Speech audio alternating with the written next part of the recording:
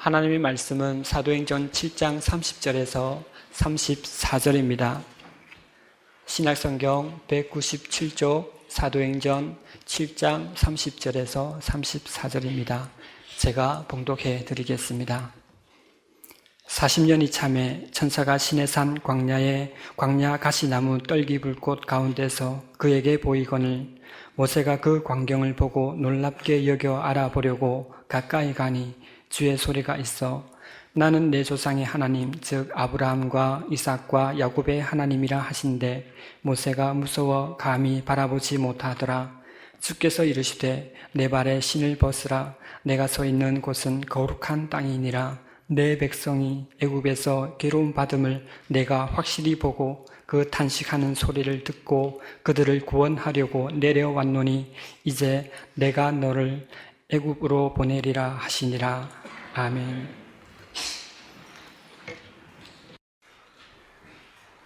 지난 수요일부터 사순절이 시작되었으므로 오늘은 교회력으로 사순절 첫째 주일이 됩니다. 사순절이란 부활절 이전 6주 동안 우리를 살려주시기 위해서 예수 그리스도께서 십자가에서 당하신 고난을 묵상하면서 구원받은 그리스도인답게 살지 못한 우리의 그릇된 삶을 하나님 앞에 참회하는 절기입니다. 그리스도인들이 참회와 금식으로 부활절을 맞는 것은 2000년 전 초대 교회 때부터 유래된 전통이었습니다. 그래서 4세기에 교회가 오늘날과 같은 사순절을 제도적으로 실시하기 시작했을 때 교회는 교인들로 하여금 의무적으로 금식과 금욕을 행하도록 했습니다. 그러나 주일내는 주일 예배를 드려야 하므로 사순절 기간 동안 주일에 한해서 금식이 해제되었습니다.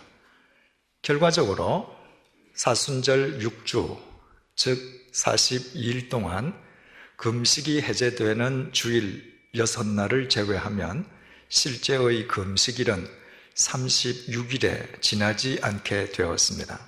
그래서 교회는 7세기부터 사순절이 시작되는 날짜를 수요일로 앞당겨서 실제의 금식일이 40일이 되도록 맞추었습니다.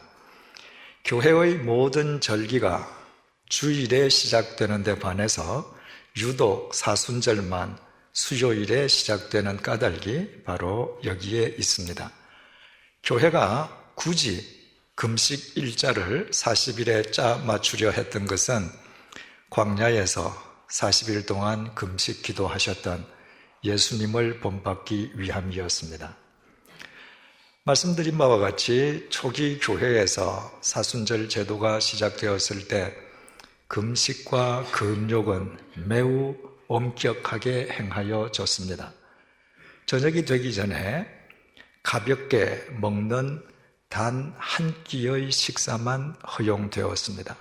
그나마 그 한 끼의 식사 시간에도 쇠고기나 달걀, 우유로 만들어진 음식은 일체 먹을 수 없었습니다.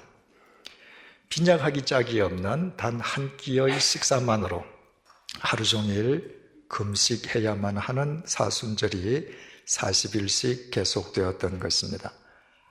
인간의 가장 기본 욕구인 식욕과 싸워 이기면서 40일 동안 참회하고 기도함으로 부활절을 준비한다는 것은 영적인 측면에서 그 당사자들에게 얼마나 큰 유익이 되었겠습니까? 하지만 일평생에 한두 번도 아니고 매년 빈약한 식사 한 끼만으로 40일씩 버텨야 하는 사순절이 해마다 거듭됨으로 인해서 사순절은 그리스도인들의 삶에 무거운 부담이 되기 시작했습니다. 시간이 흘러갈수록 금식의 참된 정신은 실종되고 형식과 절차만 남은 그 음식은 그리스도인에게 무거운 멍해가 되기 시작한 것입니다. 그로 인해서 각광을 받기 시작한 것이 사순절 직전 사흘 동안 펼쳐지는 사육제, 즉 카니발이었습니다. 카니발이라고 하는 명칭은 교황 그레고리우스가 사순절이 시작되는 수요일 사흘 전의 주일을 가리켜서 도미니카 아트 까르네스 레반다스, 즉 우리말로 번역하면 육체를 위로하기 위한 주일이라고 명명한 데서부터 비롯되었습니다. 그 이후에 사람들은 육체의 위로란 뜻의 까르네스 레반다스를 줄여서 까르네발, 즉 카니발이라고 부르기 시작했습니다. 이것이 오늘날까지 사순절 직전에 펼쳐지는 카니발이 무제한적으로 육체의 쾌락을 추구하는 축제인 것처럼 받아들여지고 있는 이유입니다. 자세히 설명을 드리면 이런 얘기입니다.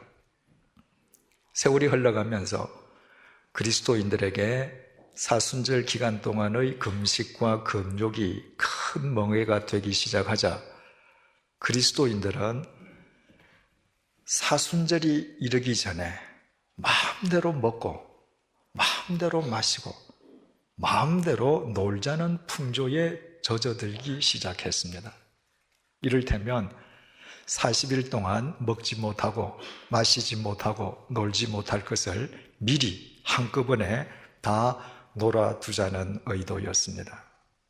교회는 그리스도인들의 그와 같은 잘못된 생각과 삶을 교정해 주기보다는 오히려 사순절이 시작되기 전 주일을 공식적으로 육체를 위로하는 주일이라고 공포함으로써 이제 40일 동안 고생할 육체를 마음껏 즐겨도 좋다고 합법적으로 인정해 주게 되었습니다.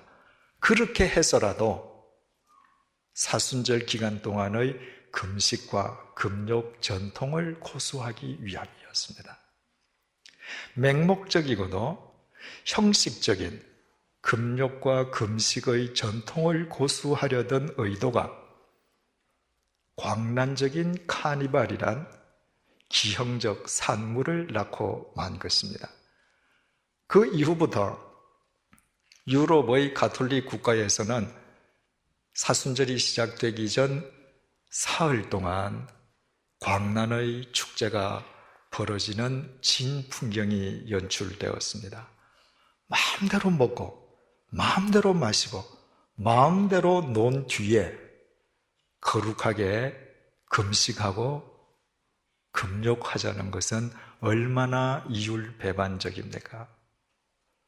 그런 금식과 맹목적이고도 형식적인 금욕이 당사자에게 무슨 영적 도움을 안겨다 줄 수 있겠습니까? 이와 같은 카니발의 전통은 가톨릭 국가에서 오늘날까지 이어지고 있습니다. 그래서 지난 수요일 사순절이 시작되기 전 주일부터 화요일까지 사흘 동안 유럽과 남미의 가톨릭 국가에서는 프랑스의 니스 카니발, 브라질의 삼바 카니발 등 도시마다 혹은 동네마다 크고 작은 갖가지 형태의 카니발이 열렸습니다. 그렇다고 해서 그 요란한 카니발 뒤에 예전처럼 금식과 금욕이 수반된 것은 아닙니다. 금식과 금욕의 전통은 오래전에 이미 사라져버리고 사순절과 관련된 육적 전통만 남아 있는 것입니다. 그렇다고 해서 오늘날 가톨릭 국가에서 사순절을 경건하게 보내는 경건한 그리스도인들이 없는 것은 결코 아닙니다. 그런 분들도 참으로 많습니다. 그러나 가톨릭 국가에서 광란의 카니발에 참여하고 그치는 것으로도 자기 자신을 가톨릭 신자라고 믿고 있는 대다수의 사람에 비한다면 그런 경건한 가톨릭인의 숫자는 미미한 정도에 지나지 않습니다. 이와 같은 모든 사실은 우리 그리스도인들이 본질을 상실할 때에 얼마나 추한 껍데기만 남게 되는지를 여실히 보여주고 있습니다. 16세기 타락한 로마 가톨릭에 맞섰던 개혁자들은 불순한 의도로 시작되었던 카니발과 맹목적이고도 형식적인 사순절의 금욕, 금식을 철폐했습니다. 그 대신에 초대교회 때부터 이어져 오던 참회의 전통은 그대로 수용했습니다. 사순절 기간 동안 계속되는 참회의 바탕 위에 부활절의 참된 의미가 세워질 수 있기 때문이었습니다. 생각을 해보십시오. 단 한 번도 자기 삶 속에서 무엇이 잘못되었는지 생각조차 해보지 않는 그리스도인이 어떻게 부활하신 예수 그리스도의 생명을 누리고 새로운 삶을 추구할 수 있겠습니까? 그것은 애당초 불가능한 일입니다.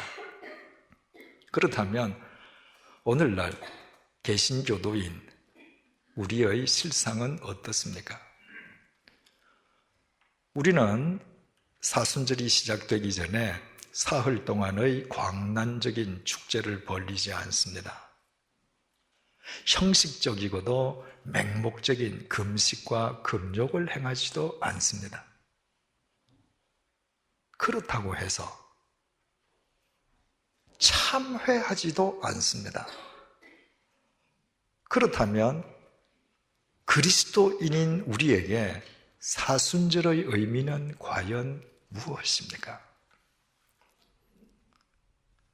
개신교도인 우리에게 만약 사순절이 아무런 의미도 지니지 못한다면 그것은 예수 그리스도의 고난과 부활이 우리의 삶 속에서 아무런 의미를 지니고 있지 못함을 뜻하고 있습니다. 그렇게 해서야 우리가 일평생 동안 100번의 부활절을 맞는다 할지라도 우리가 어떻게 참되고 성숙한 그리스도인으로 살아갈 수 있겠습니까? 우리가 정녕 예수 그리스도께서 십자가에서 돌아가심으로 우리의 죄값이 치러졌고 예수 그리스도의 부활의 생명 안에서 우리가 영원한 구원을 얻었음을 믿는다면 참회하는 것으로 부활절을 준비하는 그리스도인들이 되어야만 합니다. 참회만이 부활하신 예수 그리스도의 생명을 담는 영적 그릇이 되기 때문입니다. 그렇다면 참회의 절기인 사순절 첫째 주일을 맞이해서 우리가 구체적으로 무엇을 하나님 앞에 회개해야 하겠습니까? 오늘의 본문 말씀이 그 가이드라인을 제시해주고 있습니다. 40년 동안이나 양치기 생활을 하였음에도 불구하고 나이 80이 이르기까지 자기 소유의 양 한 마리도 지니고 있지 못했던 빈털털이 노인 모세가 시내산에서 하나님을 만났습니다. 자신이 평소에 익히 알아온 자기 조상의 하나님이었습니다. 관념적으로만 알던 하나님을 인격적으로 만나 뵙는 순간 모세는 기뻐하기보다는 도리어 두려움에 사로잡히고 말았습니다. 하나님을 경외하는 것은 하나님을 두려워하는 것이기 때문이었습니다. 하나님께서는 모세에게 내 발에서 신을 벗어라. 내가 선 곳은 거룩한 땅이라 말씀하셨고 우리는 지난 시간에 그 말씀의 의미를 깊이 숙고해 보았습니다. 하나님께서는 오늘 본문 34절을 통해 계속 이렇게 말씀하셨습니다. 내 백성이 애굽에서 괴로움 받음을 내가 확실히 보고 또 탄식하는 소리를 듣고 그들을 구원하려고 내려왔노니, 하나님께서 분명하게 말씀하셨습니다. 내가 확실히 보고 내가 들었다는 것입니다. 우리말 확실히 보고로 번역된 헬라어 원문 이돈 에이도는 보고 또 보았다는 의미입니다. 하나님께서는 그냥 스치듯 건성으로 보거나 단 한 번만 보신 것이 아니었습니다. 하나님께서는 오래전부터 쭉 보아오셨고 또 정확하게 보고 계셨습니다. 대체 하나님께서 무엇을 보고 또 보셨고 들으셨다는 말입니까? 이집트에서 고통당하고 있는 당신의 백성들의 괴로움과 그들의 탄식을 보고 또 보고 들으셨다는 말씀이었습니다. 하나님께서는 그 고통과 탄식을 보고 들으시는 것으로 그치시지 않았습니다. 하나님께서는 내가 보고 내가 듣고 내가 그들을 구원하기 위해 내려왔다고 말씀하셨습니다. 우리가 믿는 여호와 하나님께서는 나무나 돌로 만든 인간의 조각품이 아닙니다. 하나님께서는 우리의 삶을 보고 또 보시고 우리의 가장 작은 신음소리에도 귀를 기울이시고 죄와 사망, 고통과 탄식으로부터 우리를 구원해내시기 위해 우리의 삶 속에서 역사하시는 살아계신 하나님이십니다. 그 살아계신 하나님께서 당신의 백성들을 이집트의 고통과 탄식으로부터 어떻게 구원해내셨습니까?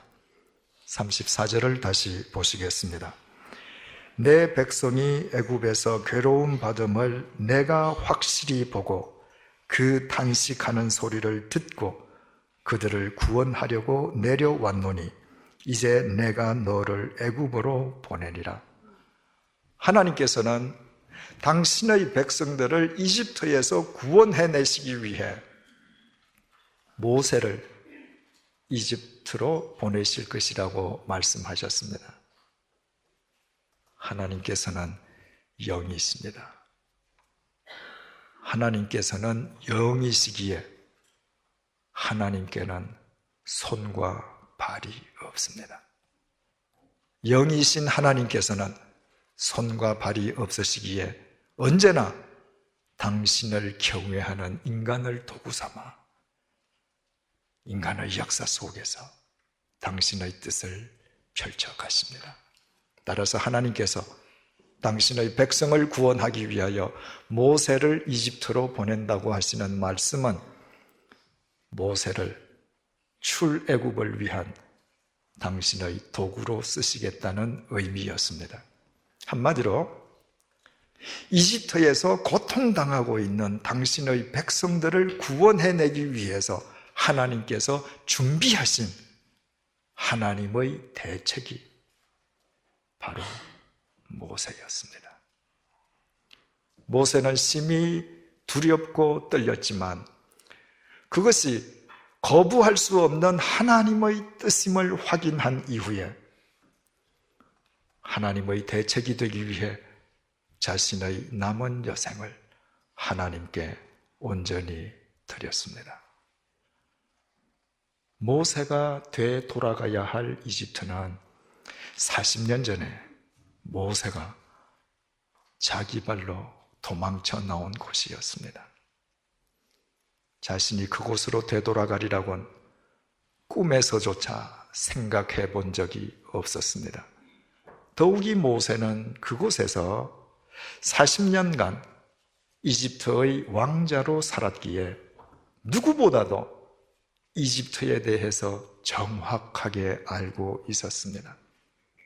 당시 이집트는 세계에서 가장 막강한 군사력을 보유한 세계 유일의 초강대국이었습니다.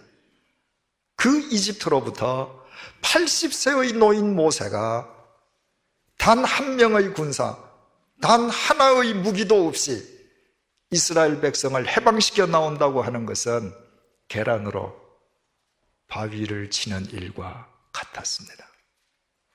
현실적으로만 본다면 무슨 수를 쓰든 반드시 피해야만 할 일이었습니다.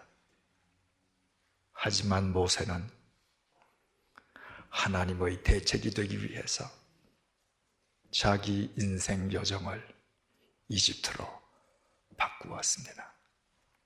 80년 전 히브리 노예가 사내 아이를 낳으면 반드시 죽이라는 파라오의 그 무서운 명령으로부터 하나님께서 자신을 건져주시고 40년 동안 이집트 왕궁에서 제왕 교육으로 자신을 무장시켜 주시고 그 이후 40년간 광야 미디안에서 오직 엘리에셀의 하나님만 의지하는 신앙인으로 자신을 인도해 주신 것은 하나님께서 자신을 하나님의 대책으로 쓰시기 위함이었음을 그는 바로 깨달았던 것입니다. 그리고 자신은 비록 빈털터리의 80 노인에 불과하지만 하나님의 대책이 되는 한 하나님께서 그 결과를 반드시 책임져 주실 것을 굳게 믿었던 것입니다. 이것은 하나님을 믿는 우리에게 대단히 귀중한 교훈을 던져주고 있습니다. 하나님께서 예수 그리스도의 고난과 부활을 통하여 우리를 구원해 주셨음을 진정으로 우리가 믿는다면 우리의 삶은 우리 시대를 위한 하나님의 대책으로 응답되어져야 한다는 사실입니다. 이 세상 많은 사람들 가운데에 더 부도덕하고 더 비윤리적이던 우리 자신을 주님께서 먼저 구원해 주신 까닭이 우리를 당신의 대책으로 사용하시기 위함이기 때문입니다. 정의감에 불타는 한 청년이 하나님을 향해서 절규했습니다. 하나님께는 보이지도 않고 들리지도 않습니까? 불의가 온 세상에 판을 치고 있습니다. 불의에 짓눌린 사람들의 신음소리가 하늘을 찌르고 있습니다. 대체 하나님은 무엇을 하십니까? 저 불쌍한 사람들을 구원해 주셔야 되지 않겠습니까? 무슨 대책을 세워주셔야 되지 않겠습니까? 하나님께서 그 청년에게 말씀하셨습니다. 나는 그 대책으로 너를 구원하였노라. 그 젊은이는 하나님을 믿으면서도 자신이 자기 시대를 위한 하나님의 대책이라는 사실은 몰랐습니다. 예수 그리스도의 구원의 은총은 찬송하면서도 주님께서 자신을 먼저 구원해 주신 것이 하나님의 대책으로 쓰시기 위함이라는 사실은 깨달으려 하지 않았습니다. 문제는 그 청년의 모습이 우리 모두의 자화상이라는 것입니다. 오늘날 우리 사회는 각계각층에 걸쳐 엄청난 숫자의 그리스도인들이 포진되어 있습니다. 그리스도인들이 없는 분야가 없습니다. 그럼에도 이 사회의 부조리와 불의는 척결되지 않고 시간과 장소에 따라 형태와 모양만 달라질 뿐 날이 갈수록 기승을 더하고 있습니다. 이것은 그리스도인인 우리 자신들마저 이 세상을 향하여 비판과 비난과 한탄만을 쏟아낼 뿐 우리 자신들이 이 시대를 위한 하나님의 대책이어야 함을 간과하고 있기 때문이 아니겠습니까? 하나님의 대책은커녕 자기 욕망에 사로잡힌 채 오히려 이 사회를 허물어뜨리는데 일조하고 있기 때문이 아니겠습니까? 하나님께서는 결코 나만을 구원해 주신 나만의 하나님이 아니십니다. 하나님께서는 절대로 대한민국만을 지켜주시는 대한민국만의 수호신이 아니십니다. 하나님께서는 천하 만물을, 천하 만민을 창조하셨기에 하나님께서는 온 인류의 하나님이시요 모든 나라의 하나님이십니다. 하나님께서는 당신을 믿는 그리스도인들의 삶을 당신의 도구, 당신의 대책으로 삼아 이 세상 역사 속에, 인류의 삶 속에 당신의 뜻을 펼쳐가고 계십니다. 그러므로 진정으로 예수 그리스도 안에서 구원받았음을 깨닫는 그리스도인들은 자신의 삶을 하나님의 대책으로 하나님께 드리지 않을 수 없습니다. 아브라함은 믿음이 무엇인지를 이 세상에 보여주기 위한 하나님의 대책이었습니다.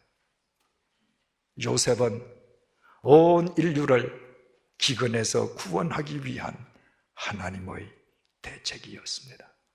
모세는 하나님께서 당신의 백성을 출애굽시키기 위한 하나님의 대책이었습니다. 바울은 타락한 로마 제국을 살리기 위한 하나님의 대책이었습니다. 마르틴 루터는 부패한 중세 기독교회를 회복시키기 위한 하나님의 대책이었습니다. 벨기에 다미앙 신부는 미국 나 환자들을 위한 하나님의 대책이었습니다.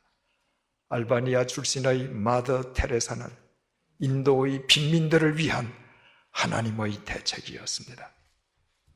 그리고 저 양화진 동산에 묻혀있는 선교사님들은 가난과 흑암의 구름텅이에 빠져있던 이 민족을 위한 하나님의 대책이었습니다. 그들은 천하 만물과 천하 만민을 창조하신 온 인류의 하나님을 믿었기에 국적과 상황을 초월해서 자기 시대의 하나님의 대책이 되기 위해 자신들의 삶을 하나님께 헌신했습니다. 그것만이 예수 그리스도의 고난과 부활 속에서 하나님께서 자신들을 먼저 구원해 주신 하나님의 사랑에 보답하는 길임을 그들은 알았던 것입니다.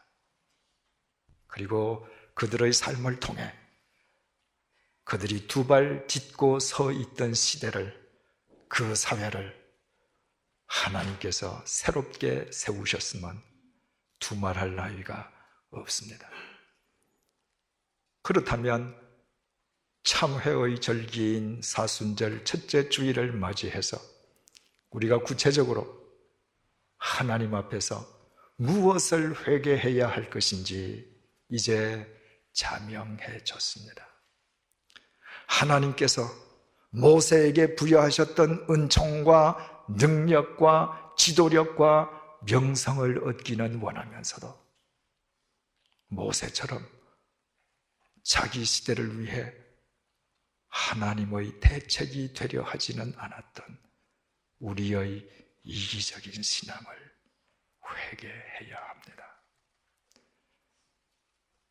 예수 그리스도를 믿는다라고 하면서도 주님께서 나를 먼저 구원해 주신 것이 이 시대를 위한 하나님의 대책으로 쓰시기 위함임을 깨달으려 하지는 아니했던 우리의 무지를 회개해야 합니다.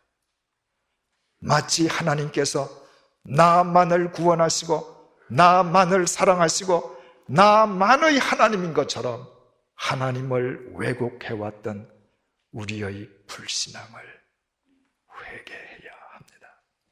그리스도인으로서 이 세상을 바로 세우지 못하고 오히려 이 세상을 허물어뜨리는데 일조했던 우리의 어리석음을 회개해야 합니다.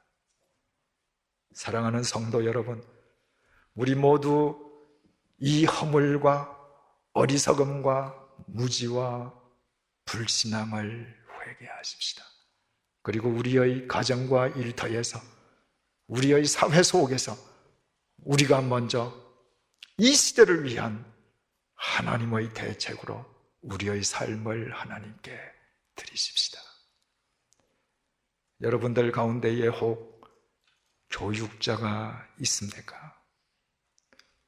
하나님께서 문제투성이인 이 나라의 교육계를 위한 하나님의 대책으로 여러분들을 부르셨음을 잊지 마십시오. 공직자가 있습니까? 온갖 부조리가 횡행하는 이 나라 공직사회에서 하나님의 의로운 대책이 되십시오. 경제인이 있습니까? 모든 것이 불투명한 이 나라 경제계에서 하나님의 투명한 대책이 되십시오. 법조인들이 있습니까? 온 국민으로부터 불신당하는 법조계에서 하나님의 신뢰받는 대책이 되십시오. 정치인들이 있습니까? 불신을 넘어 국민들이 냉소하고 있는 정치계에서 진정으로 국민을 섬기는 하나님의 겸손한 대책이 되십시오. 예술가들이 있습니까? 바른 방향을 상실한 포스트 모더니즘의 이 시대에 나아가야 할 바른 길을 제시하는 하나님의 대책이 되십시오. 사랑하는 청년 여러분, 온 세계의 평화와 인류를 위한 하나님의 대책으로 쓰임받을 수 있게끔 여러분의 자신을 준비하고 훈련하십시오. 우리 모두 이와 같이 하나님의 대책이 될 때 우리가 어디에 서 있든 우리가 두 발 딛고 있는 곳은 거룩한 땅으로 성화될 것입니다. 우리를 통로로 삼아 부활하신 예수 그리스도께서 우리가 두 발 딛고 서 있는 곳을 거룩하게 부활시키실 것이기 때문입니다. 기도하시겠습니다.